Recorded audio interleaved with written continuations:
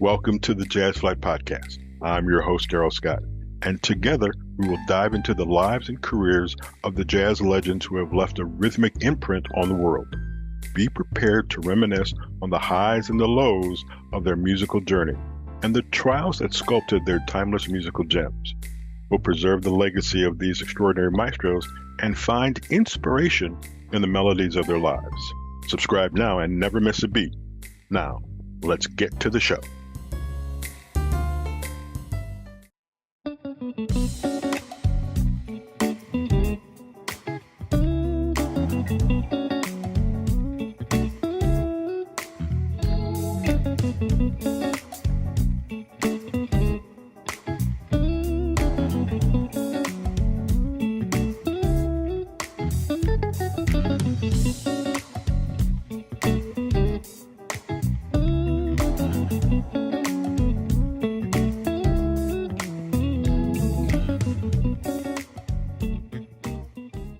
Ladies and gentlemen, hi there. This is Darrell Scott. You're listening to the Jazz Flyte podcast. Our guest today is a young lady who actually, born in South Africa, moved to New Zealand, is now in Los Angeles, is good friends with this guy named Kirk Whalum. Matter of fact, she's played on a couple of his albums. Ladies and gentlemen, let me introduce you, Andréa Lisa. Andrea, welcome to the Jazz Flyte podcast. How are you today? I'm doing great. Thank you for having me. I know why you have that grin on your face. Leave me alone. Um, Told you we'd have fun. Let's talk about the beginning of your music career. If you're born in South Africa, when did you start playing guitar or get involved in guitar and jazz? I started playing around age 14, and it was just kind of by accident. My cousin had her acoustic guitar there, and after kind of going back and forth with her, seeing if I could actually play the guitar, she let me play it, and I just loved everything about it. I could hear melodies, and I just wanted a guitar of my own. Did, did, And so then go for it. did you wind up showing off in front of her or proving to her that I'm a better guitar player than you are? No, because she knew how to play chords and stuff. I was just Oh, playing like a couple of notes. okay, okay. And then, Yeah. And and then go ahead. then I started taking some lessons in my high school, classical guitar lessons. Yeah. Classical guitar, I think of maybe Joe Pass. I can't think of anybody else off the top of my head. So, Earl uh, Clue has a bit Earl, of a classical vibe, but yeah, yeah. it, it's kind of different. So, while in South Africa, is Jonathan Butler an influence? Yeah, I feel like every South African listens to Jonathan. We definitely had a couple of Jonathan Butler albums, mostly the vocal stuff. Hmm. Yeah, my mum used to listen to him. Baby, please don't take it. Hmm. Good, you remember the song because it's got to be in your early years. So you get to New Zealand. What music are you listening to over there? I can't imagine there's a whole bunch of Benson and folks like that being played in New Zealand. Not so much. Yeah, different vibes. New Zealand has a bit of a quite a strong reggae influence because the islands are Hmm. nearby. Um, but I was mostly influenced by the music that was played in my household, which was all the music that my mum and dad would listen to, which is wide variety. And then my older siblings as well. I had three older siblings. And so they were listening to all their music. So I was listening to a lot of different music, all genres you can think of. If you had to pick one name, who would it be? Hmm. Okay, you get to pick two. Okay. Hmm. That's still rough. Um, my mum really loved artists. She loved George Benson, speaking of George Benson. Hmm. So he was played, mum and dad liked George Benson. And then my mom would listen to like Randy Crawford, Mm-hmm. Joe Sample, Crusaders. yeah, Crusaders and all those guys. And my dad was really a soul and R&B. He Mm-hmm. was like listening to the Whispers and the Stylistics, Al Green, a lot of that See, was happening. this is what I'm talking about. So I have all of that music in this room.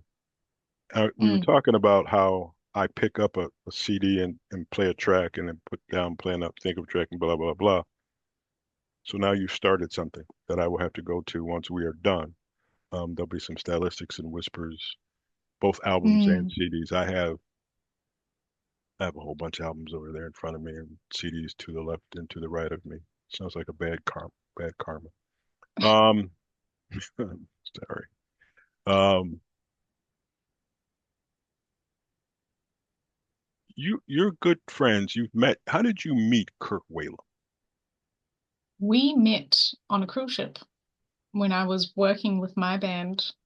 I was the lounge act, and he came on the charter cruise, the jazz cruise. And somehow I managed to get myself playing, get my band playing on that cruise when really the the the, the musicians that come with the ship, put it that way, were not really meant to play. And I managed to get my band to play a set, and I invited Kirk Whalum and his wife, and whichever other musicians Hmm. I met, I invited them to come and check out my set. And after that, Kirk, we exchanged details, and he's such a nice guy. I really I didn't, it's not that I didn't think anything was going to happen, but when I did receive an email like 6 months later, I lost it. I was like, what? Hey, I was laying in bed and I look and I see Kirk Whalum and I see like, would you be so kind to, play some guitar on a track for my new album, Humanity? I was like, what? and you can't yell, of course, because he's Yeah. not going to hear you. So it's that's the bad part about technology. You can't necessarily express your feelings. It's just it's six letters and that's it. They can't tell how excited you really are. Um, I want to get into this song title. You have a song out called Tribe. It Mm. is tremendous. The video is tremendous. I like how everybody gets together at the pool. And if memory serves me correctly, somebody gets pushed into the pool. I won't say who does, but yeah, somebody does get pushed into the pool, which I think is pretty great because you're like the star of the movie. Um, and you get pushed in. How did you come up with this title, Tribe? It seems to do it to me in hearing it and then watching the video, it seems to have a different kind of vibe. Tell me about hmm Tribe. So a couple of years ago, I had decided that I was going to go home to New Zealand after 4 years of not being home, and that I was going to do a show out there. And I think it was shortly after that I was just writing some chords and messing around on my computer, and I came up with the song. And I remember it having a feeling of like being home. It gave me like Hmm. a very homey, warm, like a warm hug, lots of love kind of vibe. And and then that coupled with me actually going home, it kind of came to me that it's not really about a place. It's about the people that I surround myself with, the Hmm. people that I can keep it real with and that accept me for who I am. I accept them for who they are, and we have a really good bond. That's basically my tribe, my Mm. people. Your people, you have your own tribe. Yes, So that's what it's about. a couple of them have contributed to this show, but that's a whole nother story. Speaking of Tribe, let's hear some of it. Ladies and gentlemen, this is Tribe on the Jazz Flyte podcast with our guest, Andrea Lisa.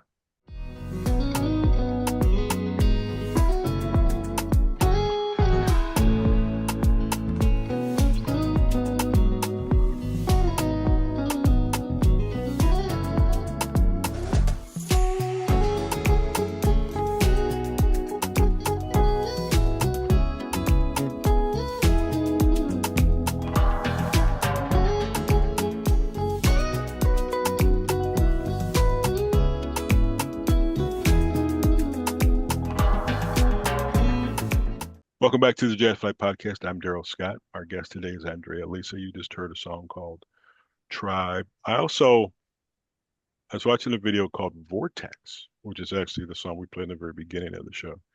And it has, I think it's animation. Is that the look you were going for, or why did you choose animation? That was a very spontaneous, the whole thing was very spontaneous. I can't even, it happened over the course of 2 days, and we recorded it in Redondo Beach at the Redondo Pier. Mm-hmm. And that is like that whole animation is me, running around the pier, jumping on tables and taking my guitar and playing my guitar. And it made it, the idea was me stepping into the vortex. Mm-hmm. So next time you watch it, you probably caught it, but in case you didn't, right at the beginning, it shows me Yeah. standing there.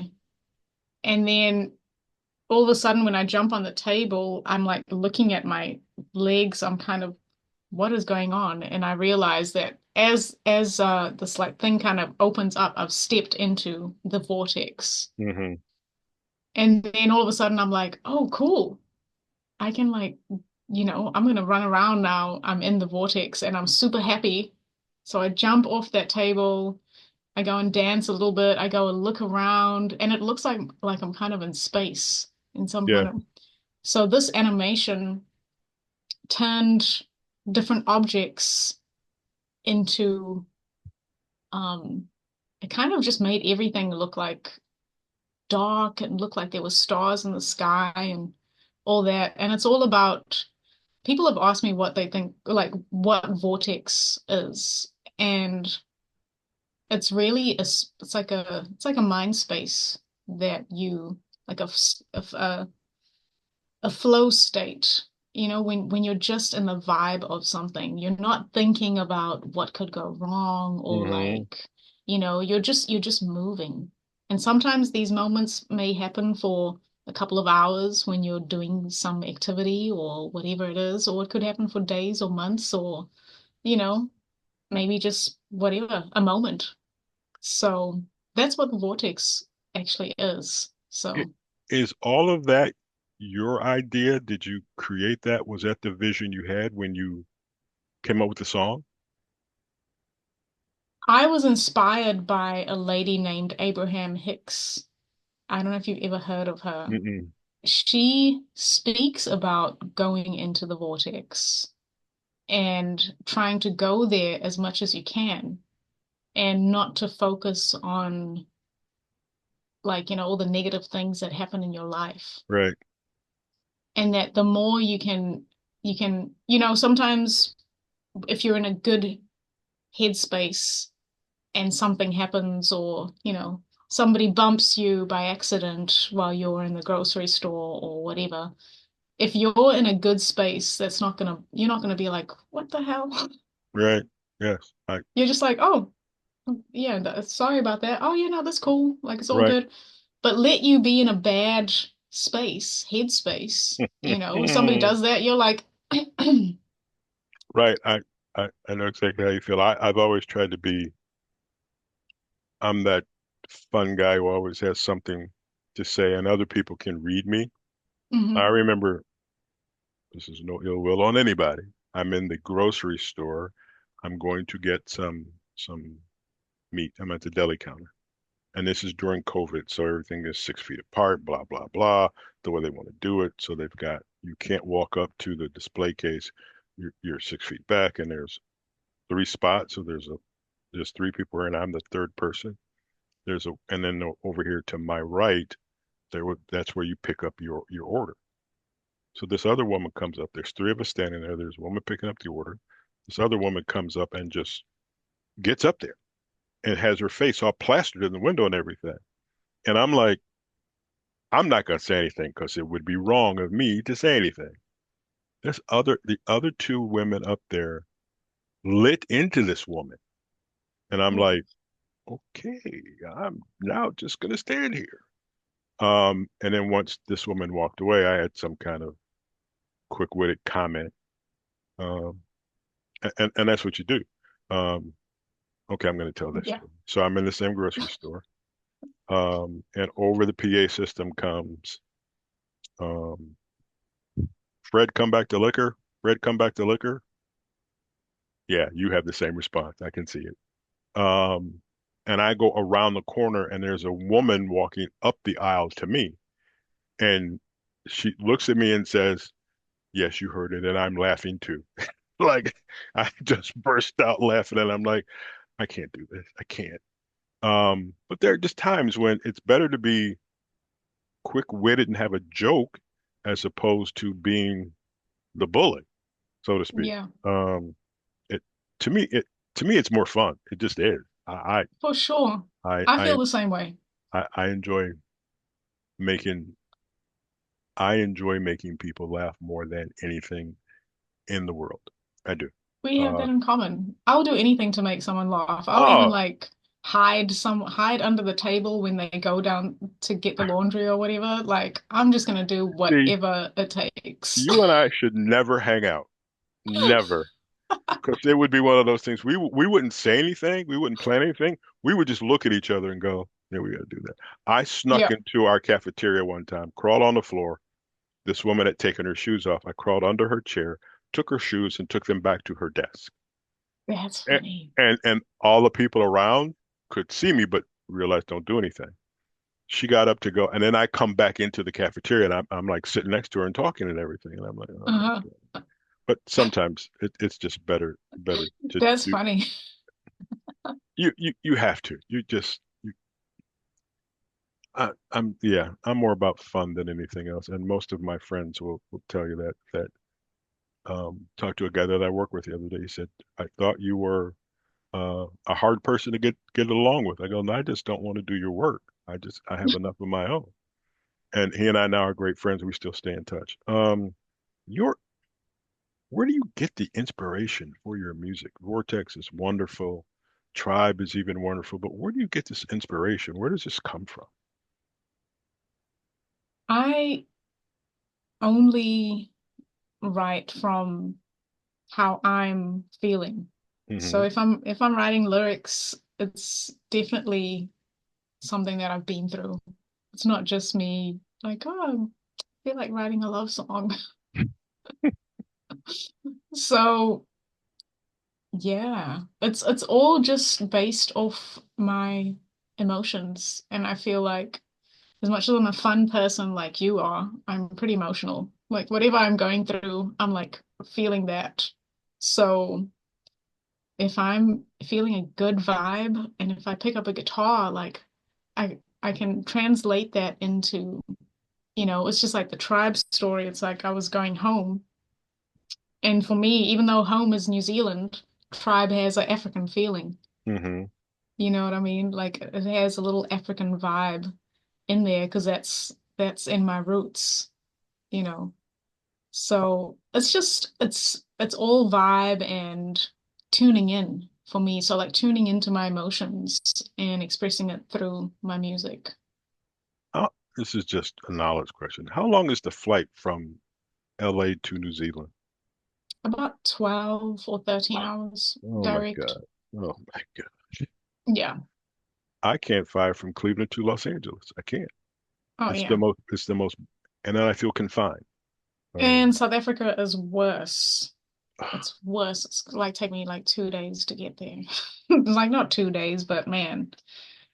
I did a show with Kirk in 2019 in South Africa, and I had to fly to Atlanta and then to Dubai. And I think that's a 10-hour flight. And Yes, then it from is. Dubai to South Africa, I was like, oh, that was a I, journey. But that's the same journey from South Africa to New Zealand. It's like two 10-hour flights or I, 12-hour flights. I can't. Number one, I don't understand how the plane can stay up in the sky that long. I just don't. At some point, I feel like It's I'm gonna wild, fall. huh? And then I can't sleep. I can't. Mm. Um, so taking the Kindle and reading just does not work. I try to have music or a movie or something. What? Let's listen to another song of yours. Let's listen to "Meet Me Again" on the Jazz Flight podcast with our guest, Andrea Lisa. It's in the way that you responded.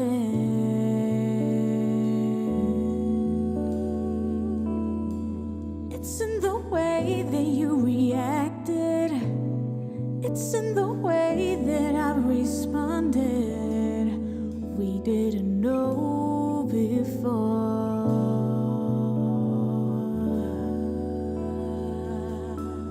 Would you like to meet me again? That's "Meet Me Again" by Andrea Lisa. That's her over there on the other screen. I'll do that. Portia always tells me, don't point because I never know where these two screens are going to wind up. So that's Andrea Lisa. "Meet Me Again" on the Jazz Flight podcast. Let's talk about future stuff. Are you working on anything new right now? You got I anything new am. coming out? What is that? I mean, I don't have dates Hmm. for Right. anything that's coming out anytime soon, but I am currently working on some new music. I just recently wrote something a couple of days ago, and I have a, I have quite a stack of songs already ready to, not ready to go, but written. So there'll be a few new songs that I'm gonna write for this next record, but most of the songs they're already done. I just So, need to do the production. so let's say you have 10 songs done and it's going to be a 12 song and you write four or five more. So in this drawer on the bottom right-hand side, where you have all this music kind of stored, how do you choose which ones to drop on the album and which one to leave in the drawer? Mm, great question. That kind of goes, it took me a long time to figure out the songs for Silver Lining. Hmm. And I had a couple more songs that were on there. And you're probably gonna want to throw something at me, but like Tribe was not on Uh, the list. okay.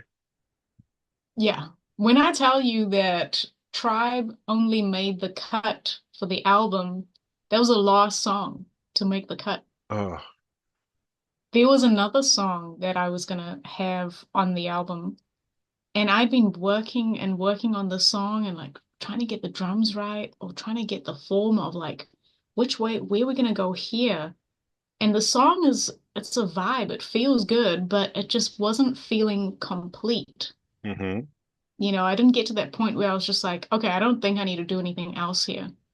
I didn't get to that point with the song, and hmm I kept on going with it until eventually I was like, you know what? I'm gonna have a look in here, see what else is in Right. here. And I came across Tribe and I was like, well, this one's kind of cool. And then I started, because it was just my guitars on there, and I basically had everything in there, but it was messy. It was a little messy. I hmm played the bass on it and I was like, oh yeah, I played the bass line. But once I decided that I was gonna do Tribe, I was like, called up Melvin Lee Davis and asked him if he would come to the studio and play my bass line that's already written, but if he can replace it, Right. you know? And so then I started doing that. Like, okay, cool. Get Melvin to come and get a keys player to add the keys to those. And then I started building the track. But yeah, that's kind of how it goes. I don't I don't know how you do it. I can't imagine if you've done. when you've done your 10th album that has 12 songs on it, it's 120. I can't imagine how many other songs are in the drawer Mm, that you have not done. Are there those occasions when you go, hey, um, I don't necessarily want to write a new one. I remember this one. I'm gonna go in and do this one yeah. and update it to the standard of which I want to do now. Mm. Your creative process is far different from mine. Let me just tell you. Um, I don't know how you do it. I understand. I have those moments when I'll tell you right now. Every morning at 3 o'clock in the morning, I'm up and my brain is overactive, and I Mm. now keep a steno pad next to me so I can keep these ideas because I forget people to call. I forget I need to do this, and I write down from paying bills to who I'm emailing to whether or not we're going to get Mm. this together. How can our fans keep up with you, know everything that you're doing, whether or not the next tribe is coming out or when the new CD is coming out? Hmm. The best way is to subscribe to my website, andrealisa.com, and you will be updated with everything that I'm doing and tour dates. There's some tour dates on there, so you should take a look. I have some shows coming up this year and more to be added. And then you can also find me on Instagram, andrealisa.com, and Facebook is cool too. Yeah, just whatever. And the We, music is everywhere. Just we, search Andrea Lisa Silver Lining. we are going to follow you because this is just my opinion. Um, there's an energy. I'm telling you, folks, Vortex and Tribe are just great songs that I think are just the beginning of what will be her greatness. We hope for longevity. Um, you're talented. Get out of LA. Oh, oops, I didn't say that. Well, it might need to happen, really. I understand. I don't wish anything that's going on out there, but like I said, my brother-in-law lives out there, and I have several Mm, friends who live out there. Um, I, it is not often when I do this show that I interview people. A lot of people I've known in the past. This is our first ever introduction. There's an energy. You got a great smile. I told you before that accent is killer. Um, so even like I said, you could talk to me for 24 straight. As a friend of mine told me, you could read the phone book and I'd be happy. Um, but best wishes, good luck, anything we can do. Send us new music. We'll put it out on our social media. Hopefully somewhere in your travels during the year you can get to Cleveland, or at least the surrounding areas, and I will be sitting in the front row making all kind of faces at you. Um, but that's the fun part of what our I'll relationship be is. making faces back to you too, but not intentionally. Those guitar faces are wild. There are I've been part of this music for geez, 50 years, 40 years. And sometimes I want to tell people their facial expressions. Are you in pain? Are you dying? Are you having a good time? Sometimes it feels like it. Oh, okay. I will do whatever I can to keep a smile on your face. Andrea I'll Lisa, be smiling as well. I'll be smiling as well uh, on uh, stage. do you ever get you're playing and you're doing a solo or something, and does it ever get to you where you go, this I'm playing really good. This sounds really good. You know you have to stop because your solo needs to stop or whatever, but you just want to keep playing. Do you ever have that feeling? Um, if I do, then I slip out of the vortex, put it that way. The moment you start to go like you start to think about like, oh wow, and then all of a sudden, oops, didn't mean to do that one. So I try and just try and stay in the zone. But yeah, I have that thought of, Miles Davis had John Coltrane in his band, and Coltrane just kept on playing these like, these 10-minute Yes, solos. yes, yes. And Miles like, hey man, like your solos are too long. John's like, I can't help it. I just got all these ideas. Like Right. I just want to keep playing. And Yeah. he goes, I don't know what to do. And Miles was like, just take the horn out of your mouth. You could have not said the name and I'd have known who it was. Andrea Lisa, thank you very much. It's been my pleasure. Stay in touch.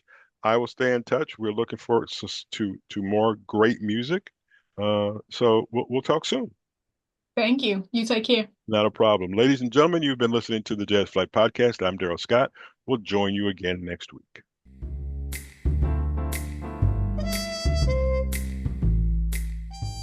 Thank you for tuning in to the Jazz Flyte Podcast.